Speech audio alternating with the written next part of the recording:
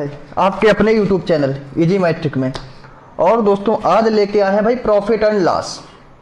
सवाल वो हैं जो परीक्षा में आए हुए हैं। सवाल आपको दिख रहा होगा। चलो पहले सवाल पे चलते हैं दोस्त। ये शुरुआत करते हैं। सवाल वो है, फिर से एक बार रिपीट कर रहा हूँ, सवाल वो हैं जो परीक्षा में आए हुए हैं। तो आप लोग सवालों को बनाने का प्रयास करें और आंसर कमेंट में जरूर लिखें। और जिसको भी नहीं आता है ना तो बने रहें वीडियो में अंत तक। आज पक्का पक्का समझ में आएगा भाई, दिक्कत नहीं होने वाला है ऐसे सवालों में। चलो भाई पहला सवाल बनाओ। एक दुकानदार कहता है अपनी विज्ञप्ति कीमत पे 20% की छूट देता है और फिर भी 10% का लाभ कमाता है।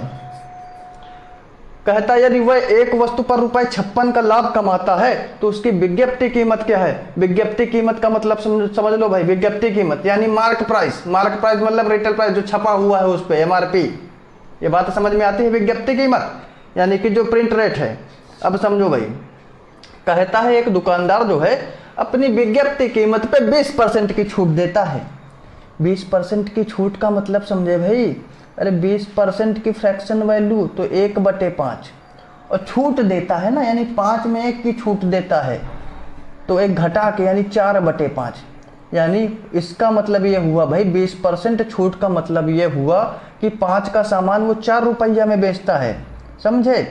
20% की छूट का मतलब क्या हुआ?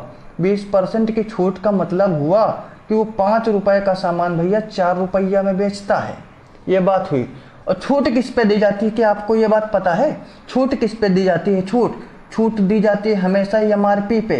MRP मान लीजिए, समझने का प्रयास करिए, पहले सवाल से अलग हटके कुछ समझने का प्रयास करिए। अगर MRP भैया 100 रुपया है, बात समझना, इस चीज का सवाल से कोई रिलेशन नहीं है, लेकिन ये आपको समझने के लिए काम आएगी ताकि इस सवालों को आप आसानी से बना सकें। जैसे कि किसी चीज का MRP 100 रुपया है, यानी डब्बा पे 100 रुपया प्रिंट रेट है और दुकानदार कहता है कि तुमको हम 20% की छूट देंगे। क्या दुकानदार कहता तुमको हम 20% की छूट देंगे? तो छूट कैसे देगा पता है?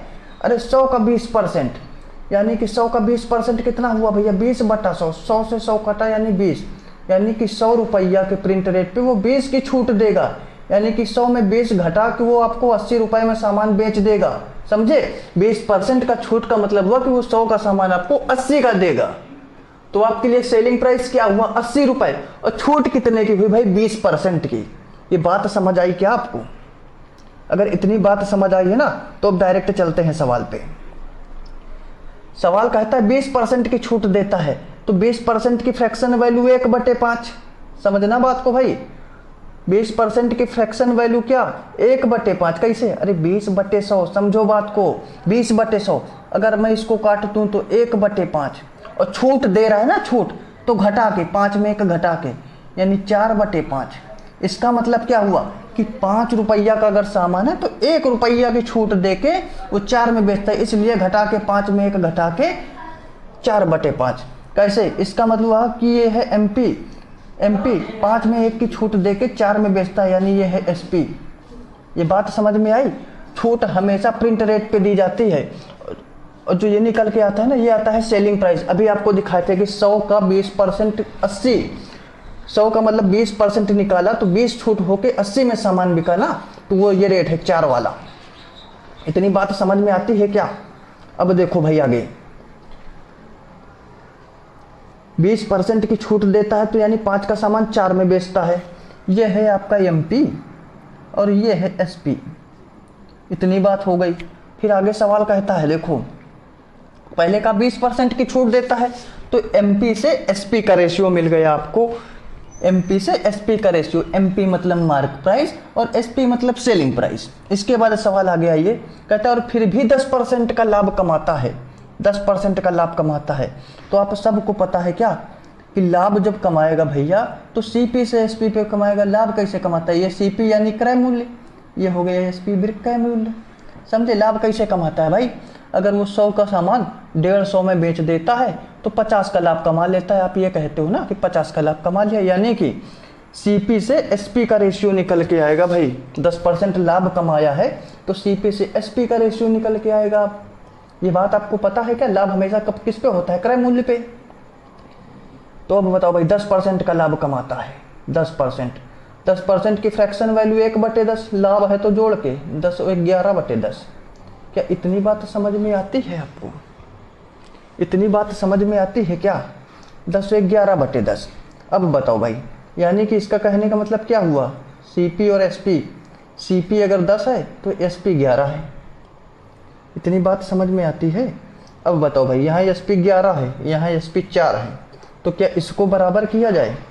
नहीं समझ पा रहे अभी बात को, फिर से देखो भाई। MP से SP का रेशियो आपका कितना था ये बताओ मैं। ये हो गया MP, ये हो गया SP। MP से SP का रेशियो था आपका 5:4। इसके बाद आपको मिलता है क्या? CP से SP का रेशियो 10:11। तो अब एक बात बताओ भाई, SP यहाँ पर भी है, कहाँ? SP यहाँ पर भी है, SP यहाँ पर भी है। यहाँ पे SP कहता है 4 और यहाँ पे SP कहता है 11। क्या ऐसा हो सकता है? नहीं ना। तो SP को कर लो भाई बराबर, पूरे में 11 से गुणा करा दें तो 11 × 5 = 55, 11 × 4 = 44, और इधर 4 से गुणा करा दें यानी 4 × 10 = 40, और फिर 4 × 11 = 44, यानी SP 44 ही होगा। तो अब ये क्या हुआ भाई? ये आ गया आपका MP, ये 44 वाला हो गया SP और 40 वाला हो गया CP।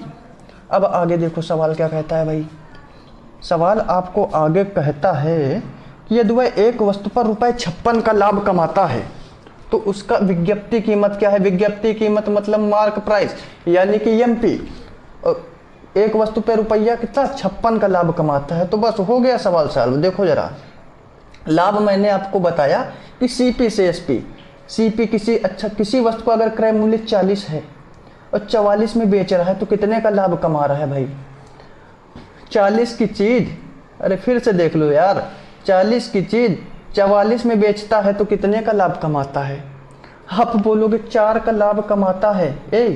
4 रुपया का लाभ कमा रहा है अपने हिसाब से ना, अपने हिसाब से 4 रुपया का लाभ कमा रहा है। लेकिन सवाल ने कह के रखा है क्या? ये वो 56 का लाभ कमाता है। कितने का? 56 का।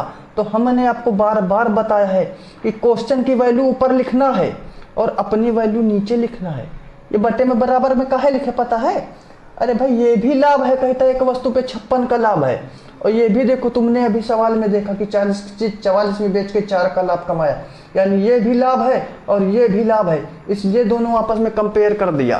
क्वेश्चन की वैल्यू ऊपर लिखी, अपनी वैल्यू नीचे लिखी, और जो निकालना है ना उससे गुणा कराना है भाई। तो गुणा का निशान लगाया, निकालना क्या है जरा सवाल में देखते हैं। सवाल कहता है विज्ञप्ति कीमत यानी मार्क प्राइस निकालना है। तो मार्क प्राइस कितना है रे बाबू? मार्क प्राइस अपना ये रहा कितना? 55 रुपया है ना, 55 रुपया। तो बस 55 से करा देना है गुणा। 4 से 56 को काटो कितने बार में? 14 बार में। 14 पंचे 70 की 0 हासिल 7, और 14 पंचे 70 और 7 70, यानी कि 770। ये हो गया आपका आंसर। हाँ, इतना टाइम नहीं लगेगा, इतना टाइम बिल्कुल नहीं लगेगा, ये सिर्फ आपको समझाने के लिए किया है ऐसा। 770 ये हुआ आंसर। चले भाई अगले सवाल पे, अगला सवाल बनाओ। ये रहा आपके सामने अगला सवाल, बनाओ भाई। हाँ, सारे टाइप अलग अलग हैं। सवाल UPSI परीक्षा में आए हुए हैं, घटना चक्र से निकाले हुए सवाल हैं। तो अगर आप उसकी तैयारी करें तो आपके लिए बिल्कुल परफेक्ट है। देखो भाई, कहता है 30 खिलौने का लागत मूल्य 40 खिलौने के बिक्री मूल्य के बराबर है। समझो बात को, एक बात बता देता हूं तुमको भाई। कहता है 30 खिलौने का लागत मूल्य का मतलब हुआ CP। समझो, लागत मूल्य का मतलब हुआ CP। और कहता है 40 खिलौने के बिक्री मूल्य के बराबर है, यानी सेलिंग प्राइस क्या हुआ? SP। अब देखो, कहता है लाभ या हानि प्रतिशत की गणना कीजिए। तो हम आपको एक बात बता के रखे हैं क्या? ये क्या है भाई? ये है आपका 30 खिलौना और ये है 40 खिलौना। ये रुपया नहीं है, ये 30 रुपया, ये 40 रुपया।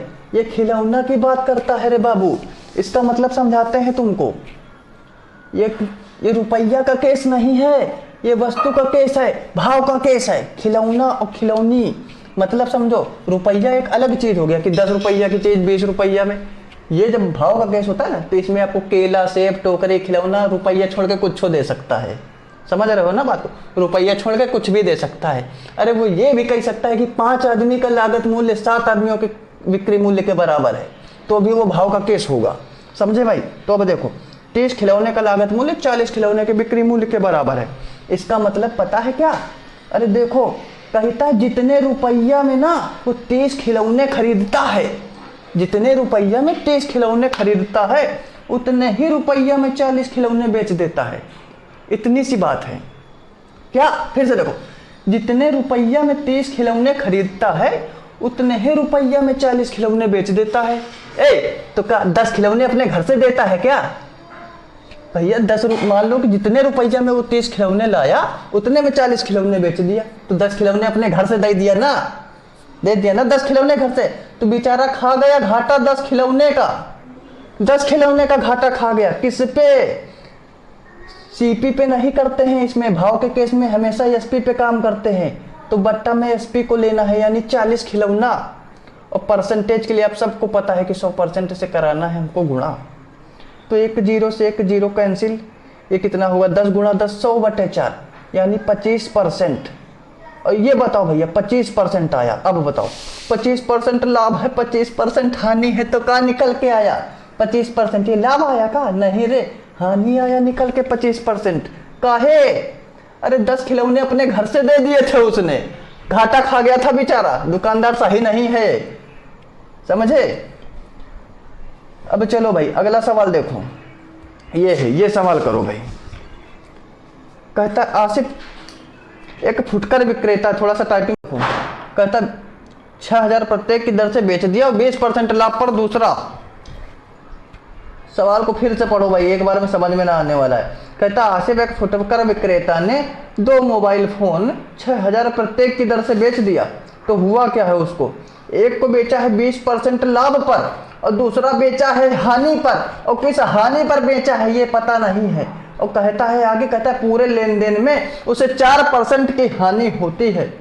तो जिस मोबाइल को हानि पे बेचा गया है ना उसका हानि प्रतिशत बता दो जरा। सवाल समझ आया भाई? देखो 2 मोबाइल फोन खरीदे हैं बंदे ने और काम क्या किया है, एक को बेच दिया है 20% के लाभ पे, लाभ वाले को प्लस लिए ले रहे, ठीक है।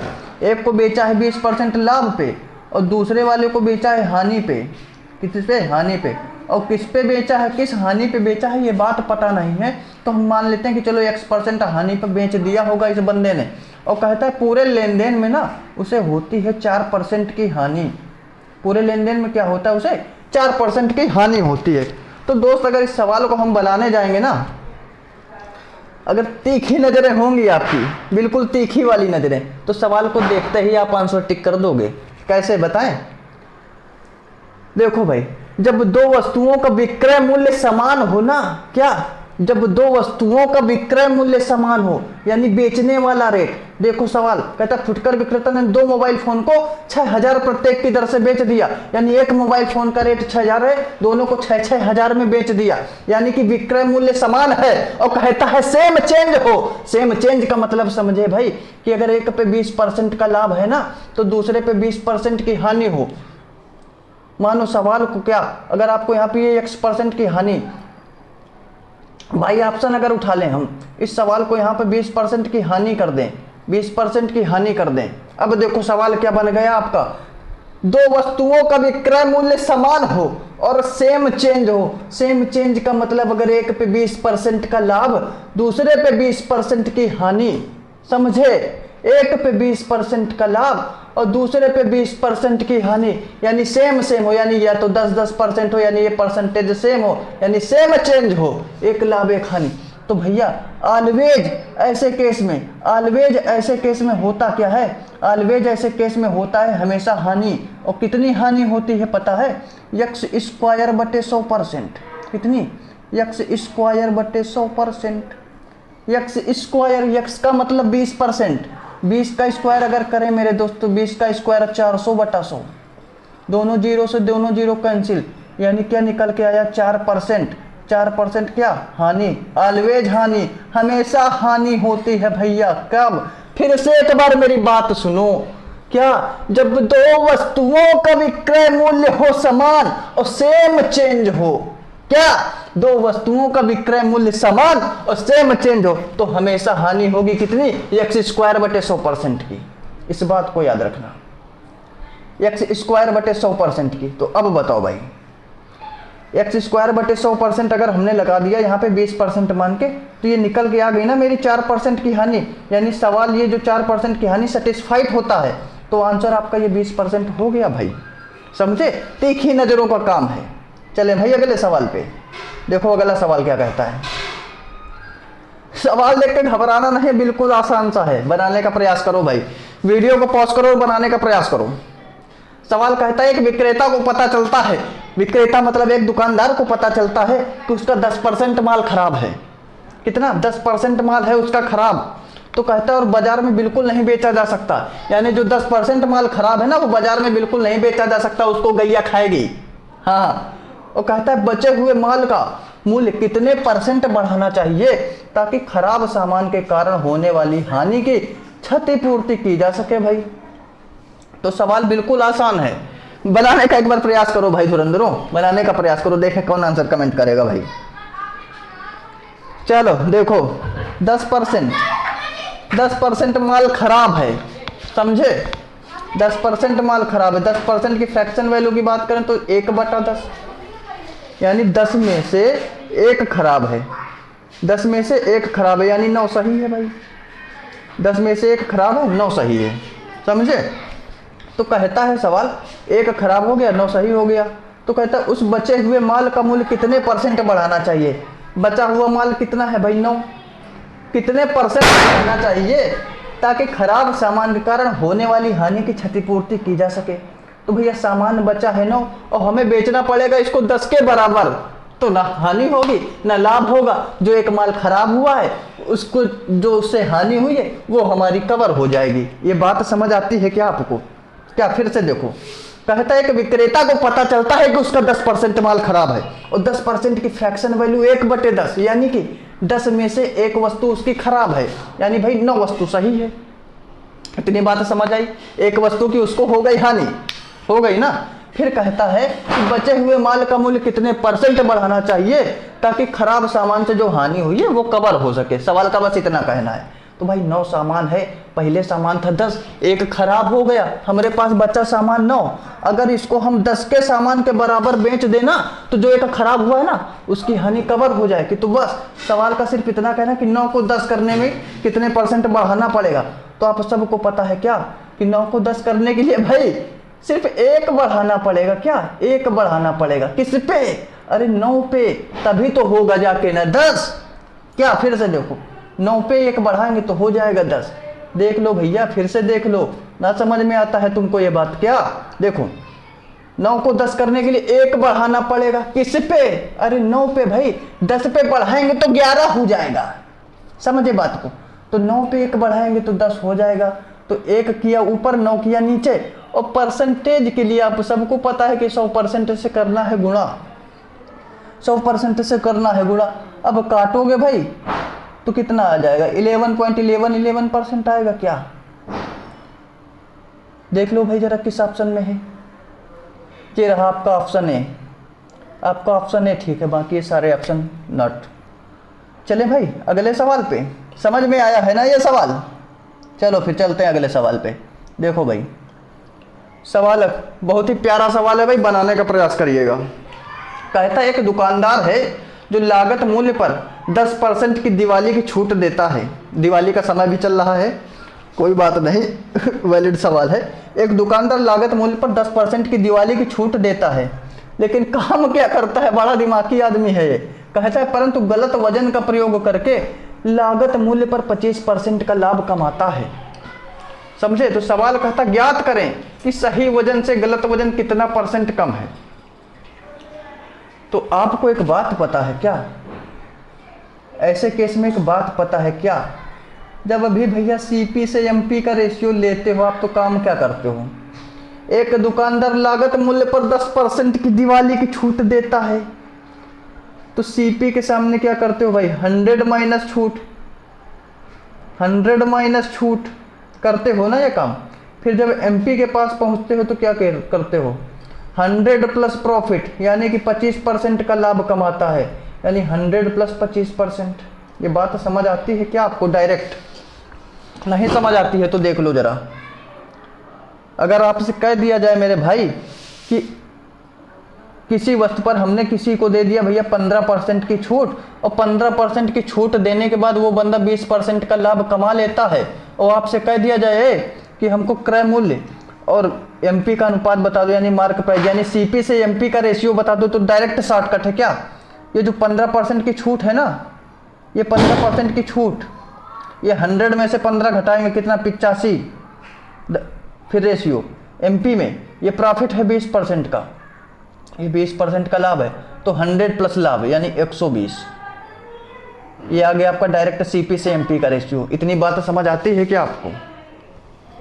डायरेक्ट शॉर्ट का है। अगर आपको छूट परसेंटेज और लाभ परसेंटेज हो और सीपी से एमपी का रेशियो निकालना, तो आप डायरेक्ट शॉर्टकट निकाल सकते हो। 100 में से छूट घटा देना, सीपी निकल आएगा, और 100 में से लाभ परसेंटेज जोड़ देना तो एमपी निकल आएगा। अगर इस जगह हानि होती तो घटाना पड़ता। इतनी बात आपको समझ आ गई। अब देखो भाई सवाल कैसे होगा। वही काम हमने यहाँ पे किया। दुकानदार लागत मूल्य पर 10% की दिवाली की छूट देता है, तो सीपी से एमपी का रेशियो डायरेक्ट निकालते हैं। 100 में से 10% घटा दिया, फिर कहता है गलत वजन से 25% का बंदा लाभ कमा लेता है, तो 100 प्लस 25% कर दिया, तो कितना बचा भाई? यहाँ से कितना बचेगा? 90, और यहाँ से 125, यानी सीपी से एमपी का रेशियो कितना निकल के आने वाला है भाई? सीपी से एमपी का रेशियो कितना निकल के आने वाला है? 90 रेशियो 125 है ना। कितने के पहाड़े से कटेगा भाई? 5 से काट दें। ये 18 बार में, ये कितने बार में? 5 दूनी 10, 2 5 25, 18 रेशियो 25, ये निकल के आ गया। अब सवाल कहता है कि जो सही वजन है ना, गलत वजन से कितना परसेंट कम है? सही वजन जो है गलत वजन से कितना परसेंट कम है? सवाल कहता है सही वजन से गलत वजन कितना परसेंट कम है? सही वजन से गलत वजन कितना परसेंट कम है? तो भाई देखो, सही वजन आपका रहा ये, सही वजन की बात करूं मैं तो सही वजन आपका रहा ये एमपी, ये रहा गलत वजन। तभी तो कह रहा है कि सही वजन से गलत वजन कितना परसेंट कम है। तो क्या आपको दिखता है यहाँ पे 25 से 18 कितना कम है? 7 कम है। किससे? अरे भाई 25 से, और परसेंटेज के लिए 100% से गुणा, तो 25 चौको 104 और 7 गुणे 4 यानी 7 चौको 28%। ये हो गया आपका आंसर। बात समझ आइए। देखो जरा किस ऑप्शन में है। ये है आपका 28%, 28%। ये है आपका आंसर। फिर से एक बार सवाल को देखना। हमको पता है तुमको थोड़ा सा दिक्कत हो रहा है इस सवाल में, लेकिन बात समझने का प्रयास करो। कहता है दुकानदार लागत मूल्य पर 10% की दिवाली छूट देता है। आप सबने ये पढ़ के रखा है ना, डायरेक्ट शॉर्टकट सीपी से एमपी का रेशियो, तो बस उसी का यूज करना है यहाँ पे। कहता है लागत मूल्य पर 10% की दिवाली की छूट दे देता है भैया, 10% दिवाली की छूट देता है और 25% का लाभ कमा लेता है। तो सीपी से एमपी का रेशियो डायरेक्ट निकाल लेते हैं हम। 100 - 10 और 100 प्लस प्रॉफिट। तो जब सीपी से एमपी का रेशियो निकाला मेरे भाई, तो डायरेक्ट 90 125 मिल गया, 5 से काटा 18 25 मिल गया। फिर सवाल कहता है कि गलत वजन सही वजन से कितना परसेंट कम है? तो कम कौन सा है? ये देखो 18 कम है ना, यानी कि ये है गलत वजन। तो 25 में से 18 कितना कम है? 7 कम है। किससे भाई? 25 से 7 कम है, तब तो 18 हुआ। तो 25 से 7 कम, 25 नीचे, यानी 7 कम है किससे? 25 से, और परसेंटेज के लिए 100% से गुणा। आ गया निकल के आपका आंसर। आई ना बात समझ में? और बात अच्छी लगी हो ना, तो वीडियो को ज़्यादा से ज़्यादा शेयर करो भाई। मिलेंगे नेक्स्ट वीडियो में। जय हिंद।